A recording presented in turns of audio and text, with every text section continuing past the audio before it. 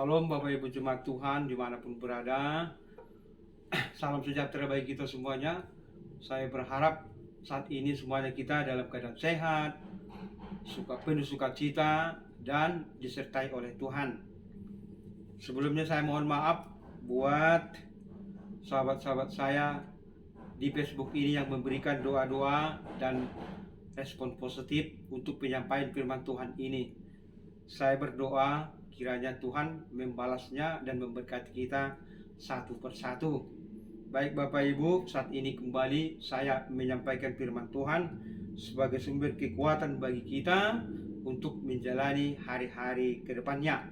Baik, sebelum kita mendengar firman Tuhan, baik marilah kita berdoa agar Tuhan menyertai dan memberkati penyampaian firman ini. Kita tunduk kepala, kita berdoa.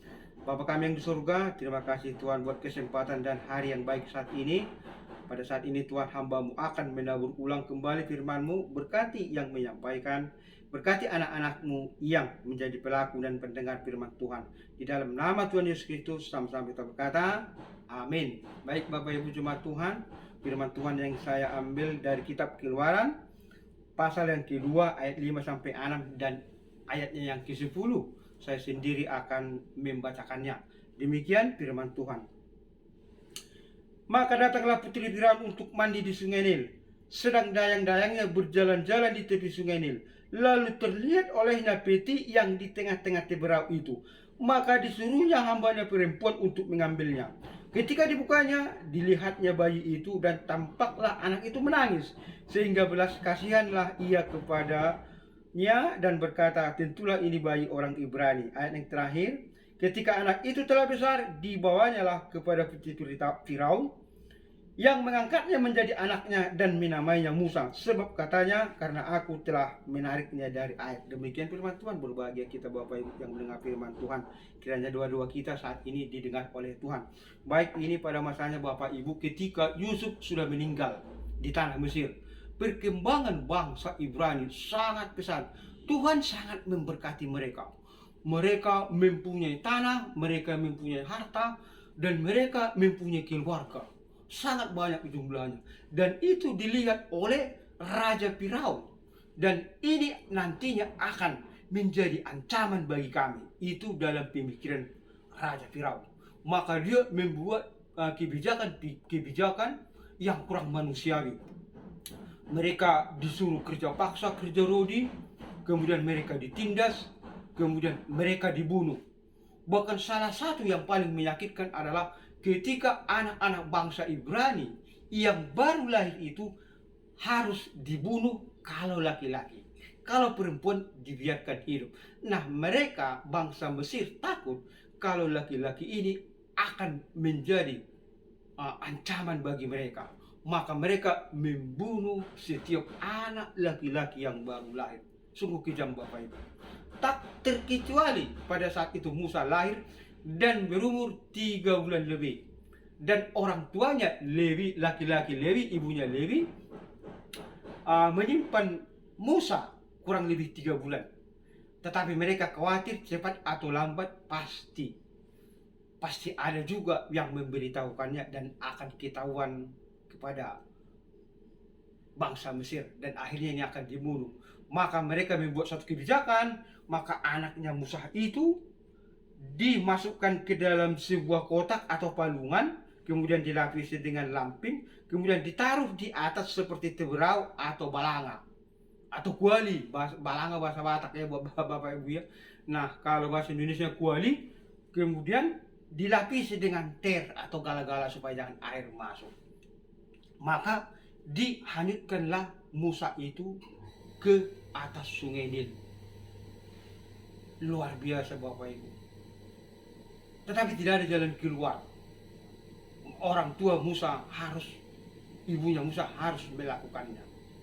Ada dua kemungkinan, 50% selamat dan 50% hidup. Ketimbang harus bertahan di persembunyian. Maka dengan berat hati dia melepaskan anaknya. Bapak Ibu, anak-anak Tuhan dimanapun berada, kita bisa bayangkan ancaman yang terjadi pada saat itu. Musa bisa saja bergerak oleng. Angin bisa saja kencang. Atau gangguan-gangguan yang lain bisa saja datang. Atau ada orang yang jahat yang melihat dan mengambilnya. Tetapi Tuhan pelihara dan jaga anak itu. Firman Tuhan berkata di dalam Yesaya pasal yang 43 ayat 2 berkata, apabila engkau menyeberang melalui air, aku akan menyertai engkau, atau melalui sungai-sungai, engkau tidak akan dihanyutkan. Apabila engkau berjalan melalui api, engkau tidak akan dihanguskan, dan nyala api tidak akan membakar engkau. Firman ini digenapi oleh Tuhan. Musa dipelihara dan dijaga oleh Tuhan di atas sungai Nil. Luar biasa. Allah langsung turun tangan. Maka pada saat itu datanglah putri Firaun untuk mandi di sungai Nil, dan dia menyuruh hambanya atau dayang-dayangnya untuk mengambil teberau itu. Apa sih sebenarnya isi daripada benda itu? Dan dia melihat bahwa ada seorang anak kecil. Dia sudah tahu bahwa itu pastilah anak bangsa Ibrani yang dibuang.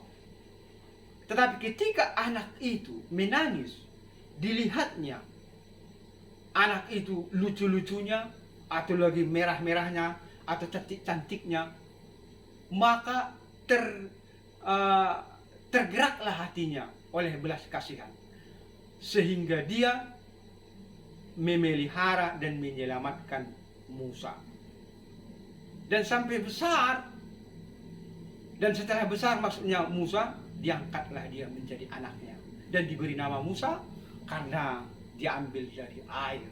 Luar biasa Bapak Ibu, penyertaan Tuhan. Ketika orang tuanya di bumi ini, bapaknya dan ibu Musa tak bisa memeliharanya, maka Bapa yang di surga turun tangan, memelihara, menjaga, dan menyelamatkannya. Allah yang disembah Abraham, Ishak dan Yakub, dan juga yang disembah Musa adalah Allah kita yang kita sembah saat ini. Jadi kalau bisa Musa lepas dari mara bahaya, kita juga bisa lepas dari mara bahaya. Amin. Kita bisa juga lepas dari persoalan. Amin. Kita bisa juga lepas dari ancaman yang membahayakan. Amin Bapak Ibu. Dan itu jauh lebih baik kalau kita dipelihara, dijaga, dan dilindungi oleh Tuhan. Allah kita, Abraham, Ishak, Yakub, dan Musa. Itulah Allah yang kita sembah saat ini. Luar biasa, puji Tuhan. Allah kita itu tidak pernah terlambat untuk menolong kita. Saya percaya kita juga yang punya persoalan, yang punya masalah, yang punya beban, yang sakit saat ini, saya percaya Tuhan bisa memelihara, melindungi, dan menyelamatkan engkau, dan menyembuhkan engkau. Amin Bapak Ibu. Baik, ada sebuah cerita, sebuah keluarga muda yang tinggal di kota, yang masih mempunyai seorang anak kecil. Kemudian tidak beberapa lama mereka tinggal di situ, mereka harus pindah ke desa. Karena apa? Karena suaminya meninggal dunia. Maka dengan berat hati, ibunya itu harus pulang ke kampung karena tak bisa hidup di kota dan membesarkan anaknya.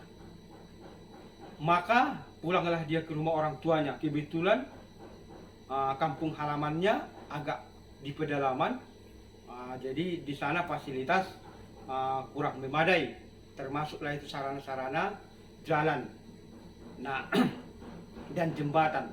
Nah suatu ketika ibunya ini bersama teman-temannya sekampung hendak ke kota untuk menjual hasil pertanian, dan mereka harus melewati titik yang kurang baik, kurang bagus, yang sudah lama, dan tidak ada jalan lain, dan tidak ada jembatan yang lain. Hanya itu jalan satu-satunya atau akses untuk menuju kota. Maka mau tak mau mereka harus melewatinya Bapak Ibu. Dan apa yang terjadi? Salah satu papan dari jembatan itu patah, dan ibu muda tadi terperosok, dan dia terjatuh, dan anak yang digendongnya itu jatuh ke sungai, sebab dia membawa beban di atas dan di punggung.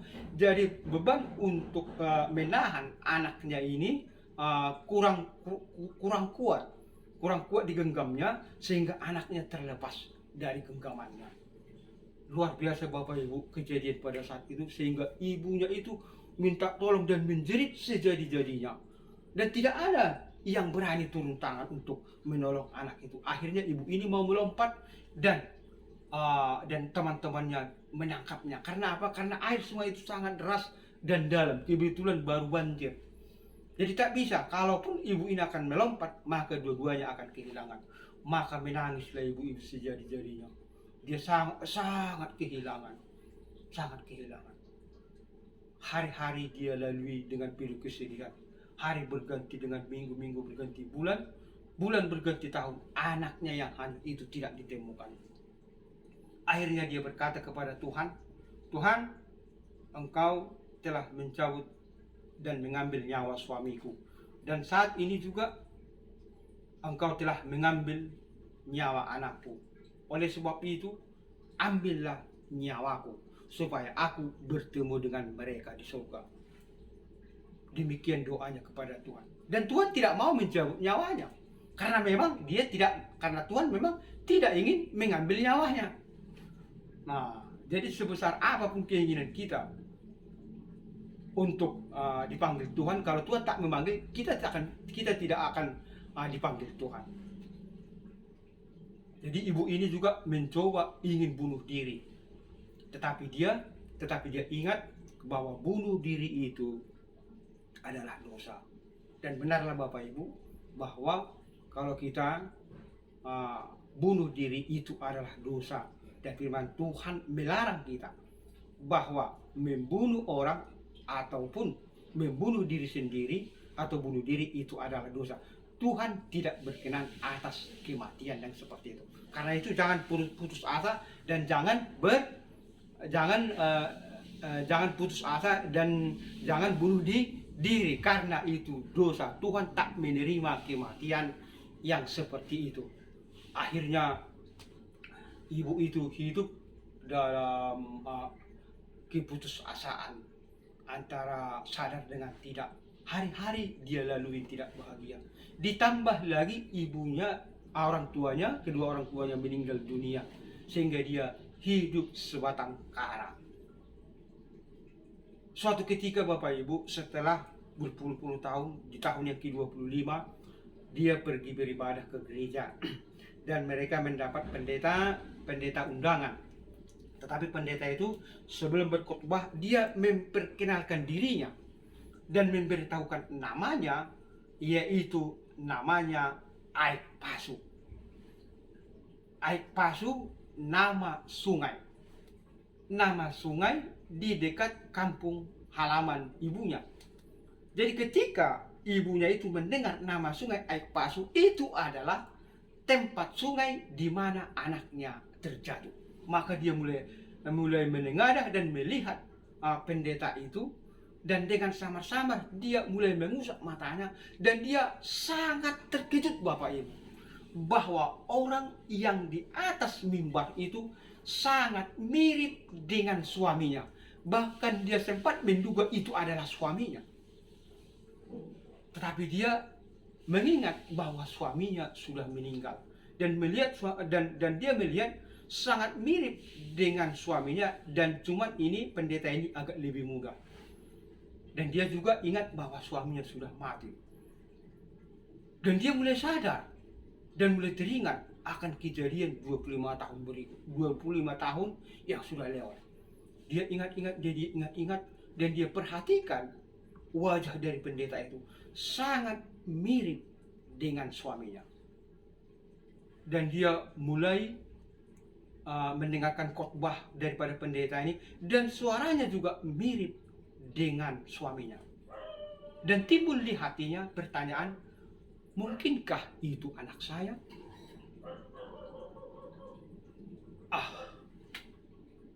Aku harus melihat dan mengetahui lebih jauh, sebab tanda-tanda anakku ada.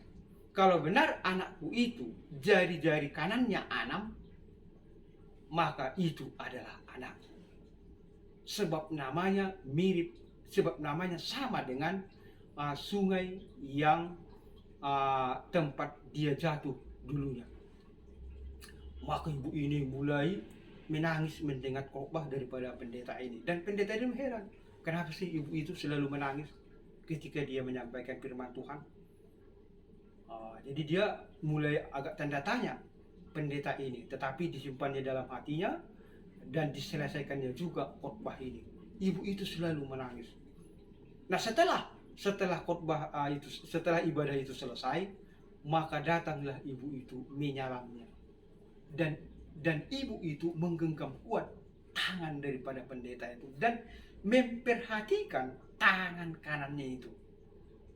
Dan pendeta itu heran, karena ibu itu melihat pas seperti ciri-ciri anaknya, jari-jarinya 6. Maka dia berpikir dan meyakini dan mengimani bahwa itu adalah anaknya, karena mirip dengan suaminya, suaranya juga mirip, kemudian tanda-tanda lahir juga sama. Maka dipeluknyalah ibu ini, dipeluknyalah anaknya ini dengan sekuat-kuatnya. Ibu itu menangis sejadi-jadinya. Sangat lama dan erat dipeluknya anak pendeta ini. Dan itu membuat pertanyaan yang sangat dalam pada pendeta itu. Dan pendeta itu sangat heran apa yang sebenarnya yang terjadi. Tetapi ibu itu tidak berbicara dan kemudian melihat anaknya dan melihat keluarganya sudah sangat baik. Dan ibu itu pergi meninggalkan pendeta itu. Tetapi pendeta itu membuat pendeta itu bertanya-tanya dalam hatinya apa sih sebenarnya yang terjadi, dan dia tidak bisa menjawabnya. Dan ibu itu juga tidak mau memberitahukan bahwa itu adalah anaknya. Luar biasa Bapak Ibu. Dan dia tidak mau sebenarnya mengganggu kebahagiaan daripada anaknya itu. Dan dia sudah melihat bahwa anaknya itu sudah hidup dan dipelihara Tuhan dan sudah hidup baik. Sudahlah, nanti aku akan hanya mengganggu keluarga anakku saja. Demikian pemikiran ibu itu dan dia pulang. Tetapi pendeta itu sangat heran. Dan esok harinya dia kembali ke tempat itu semula dan mencari ibu itu. Kemudian dia menemukan dan berkata kepada ibu itu, sebenarnya ibu, apa yang terjadi? Kenapa engkau menangis di pelukanku sejadi-jadinya? Maka ibu itu bertanya, siapakah namamu yang sebenarnya? Nama saya adalah Aekpasu. Dan di mana orang tuamu? Orang tua saya sudah meninggal. Dan saya bukan anaknya. Saya, menurut cerita orang tua saya ditemukan di sungai Aekpasu dan tersangkut di bambu. Dan setelah mereka tua, saya dititipkan kepada panti asuhan. Dan di panti asuhan, saya mendapat orang tua angkat. Luar biasa Bapak Ibu penyertaan Tuhan bagi anak itu. Maka sangat terharu ibu ini. Terima kasihlah Tuhan, engkau menyelamatkan anakku. Dia peluk anak itu kembali. Dan ibu itu berkata, sesungguhnya engkau adalah anakku. Sebab dulunya aku mempunyai seorang anak berumur 3 bulan jatuh dari tanganku di atas jembatan di sungai Pasu ini. Dan aku mencarinya. Dan aku berusaha untuk menemukannya. Tetapi engkau tidak kutemukan anakku. Puji Tuhan, engkau diselamatkan. Dan engkau adalah anakku. Karena engkau sangat mirip dengan ayahmu. Dan tanda-tanda lahir ada di dalam tanganmu itu, bahwa jari tanganmu 6. Dan pendeta itu melihat bahwa memang benar adanya. Dan dia melihat sebuah foto kecil di rumahnya itu. Benar, foto itu sangat mirip dengan ayahnya. Maka anak itu sangat bersukacita dan memeluk ibunya, dan ibu itu juga sangat bersukacita dan memeluk anaknya, bahwa doa-doanya sudah dijawab. Luar biasa Bapak Ibu pertolongan Tuhan bagi keluarga itu. Dan akhirnya anak itu bersama dengan orang tua itu membuka pelayanan di situ bersama dengan keluarganya dan mendirikan sebuah gereja dan panti asuhan di tempat itu, dan diberikan nama gereja itu Gereja Aekpasu. Baik Bapak Ibu, luar biasa karya Tuhan di dalam dunia ini bagi orang-orang yang sangat dikasihinya. Nah, yang menjadi pertanyaan, apakah yang mau disampaikan dari nats ini? Yang pertama, yang mau saya sampaikan, yang pertama, manusia mempunyai dua orang tua. Satu di bumi, di dunia ini, satu di surga. Yang di dunia ini disebutlah itu Bapa dan Ibu. Orang tua kita yang di dunia ini disebutlah itu Bapa dan Ibu. Yang di surga disebutlah itu Allah. Jadi ketika orang tua kita di dunia ini tidak mampu melindungi kita, tidak mampu membesarkan kita, tidak mampu menyelamatkan kita, maka orang tua kita yang di surga turun tangan untuk menolong kita, untuk menyelamatkan kita, untuk melindungi kita. Amin, Bapak Ibu. Itulah yang terjadi pada Musa. Orang tua Musa tidak mampu untuk melindungi Musa, membesarkan Musa, maupun menyelamatkan Musa. Maka Allah turun tangan untuk menyelamatkan Musa. Allah langsung turun tangan, dan itu jauh lebih baik ketika Allah kita, Bapa kita yang di surga, langsung turun tangan menyelamatkan kita. Sehingga Musa diselamatkan dan diangkat oleh putri Firaun menjadi anak angkatnya. Jadi Bapak Ibu, itu yang pertama. Ketika orang tua, kita mempunyai dua orang tua. Yang pertama di bumi, yaitu Bapa dan Ibu. Yang kedua di surga, disebutlah itu Allah. Itu yang pertama, kita mempunyai dua orang tua, ya, satu di bumi, satu di surga. Yang kedua, bahwa semakin cepat kita berpisah dengan orang tua, maka semakin cepat pula Bapa yang di surga turun tangan. Saya ulang, yang kedua, semakin cepat kita berpisah dengan orang tua kita, semakin cepat Allah kita itu turun tangan untuk menolong kita.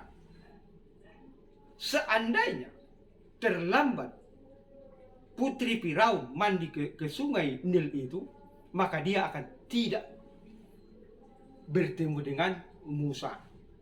Seandainya orang tua daripada Musa terlambat untuk menyelamatkan Musa, maka dia tidak bisa diselamatkan.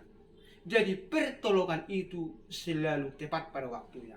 Semakin cepat orang tua kita berpisah dengan kita, maka semakin cepat Allah turun tangan untuk menolong kita. Amin, Bapak Ibu. Jadi jangan takut, Bapak Ibu, ya. Jangan stres, jangan putus asa, jangan bunuh diri. Sebab Tuhan menyertai kita. Tuhan menjadi orang tua kita. Tuhan menjadi penolong bagi kita tepat pada waktunya. Jadi jangan takut ketika engkau diambil dari sungai atau diambil dari laut, ketika engkau diangkat atau diambil dari panti asuhan, ketika engkau diambil atau diangkat dari rumah sakit, dari lampu merah atau dari jalanan, atau ketika engkau diambil dari tong sampah atau tempat pembuangan sekalipun, jangan takut. Engkau jauh dari orang tua di dunia ini, jauh dari bapamu, jauh dari ibumu. Kita mempunyai satu lagi, yaitu Bapa yang di surga, yaitu Allah kita. Allah yang mampu menolong Musa juga mampu menolong kita, mampu memelihara kita, mampu menyelamatkan kita, mampu melindungi kita. Dan itu jauh lebih baik ketika Allah langsung turun tangan. Amin, Bapak Ibu. Amin. Karena itu jadilah Bapak Ibu Musa kecil saat ini yang memimpin keluargamu dan melindungi keluargamu. Amin, Bapak Ibu. Amin.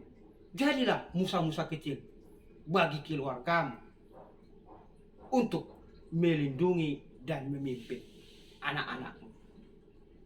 Firman Tuhan berkata di dalam Mazmur 68 ayat 6, Tuhan Bapa bagi anak-anak yatim dan pelindung bagi para janda.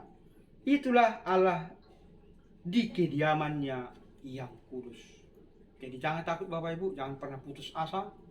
Sekalipun bahaya mengancam engkau, sekalipun engkau sudah terbuang, sekalipun engkau diancam oleh bahaya yang sangat besar, sekalipun penyakit merampas sukacita dan kebahagiaanmu, sekalipun penyakit merampas dan menyita semua hartamu, jangan takut. Allah kita, Bapa kita atau orang tua kita yang di surga akan menolong engkau dan akan menyertai dan melindungi engkau. Semakin cepat engkau terpisah atau berpisah dengan orang tuamu di bumi ini, semakin cepat Allah turun tangan. Amin Bapak Ibu. Diberkatilah kita semua, kiranya firman Tuhan ini menjadi berkat baru bagi kita. Amin. Kita tunduk kepala, kita berdoa. Bapa kami di surga, terima kasih Tuhan buat penyampaian firman Tuhan. Berkatilah Tuhan yang mendengarkannya. Jadilah ini kekuatan baru bagi kami. Di dalam nama Tuhan Yesus Kristus, sama-sama kita berkata, amin. Salam, Horas Manita.